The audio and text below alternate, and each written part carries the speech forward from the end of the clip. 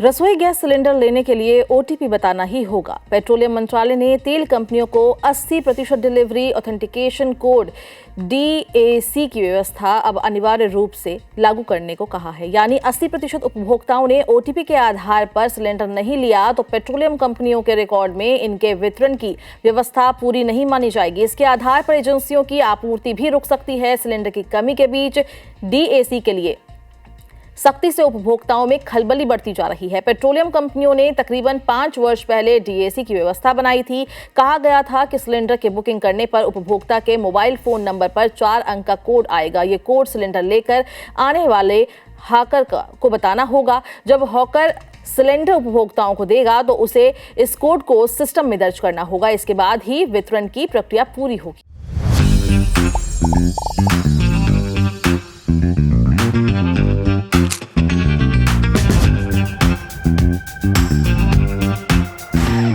OTP मिलने में आनाकानी और ग्रामीण क्षेत्रों में ओटीपी आने में हो रही दिक्कत को देखते हुए DAC की व्यवस्था को अनिवार्य नहीं किया गया था। इस कारण सिलेंडर मिलने में परेशानी नहीं हो रही थी, लेकिन अब कंपनियों ने 80% तक DAC को अनिवार्य कर दिया है। यदि बिना DAC सिलेंडर का वितरण हुआ तो एजेंसी संचालक की मुसीबत बढ़ जाएगी। इसे एजेंसी संचालक के गोदाम में सिलेंडर की उपलब्धता तेल कंपनियों के सिस्टम पर दिखेगा और एजेंसी संचालक को तब तक सिलेंडर की आपूर्ति नहीं दी जाएगी जब तक उनका स्टॉक 20% से कम ना हो जाए। जिन उपभोक्ताओं ने कुछ दिन पहले ही सिलेंडर लिया हो उनकी बुकिंग नहीं हो पा रही है, इससे वो परेशान हैं। तेल कंपनियों ने पहले ही एक सिलेंडर लेने के 25 दिन बाद बुकिंग की व्यवस्था बना दी है, लेकिन लोग एजेंसियों के शोरूम पर पहुंचकर बुकिंग का दबाव बना रहे हैं। जिन उपभोक्ताओं को अब तक बिना बुकिंग भी सिलेंडर मिल जा रहा था उन्हें सबसे ज्यादा दिक्कत हो रही है। ये उपभोक्ता अब भी बिना बुकिंग सिलेंडर चाह रहे हैं।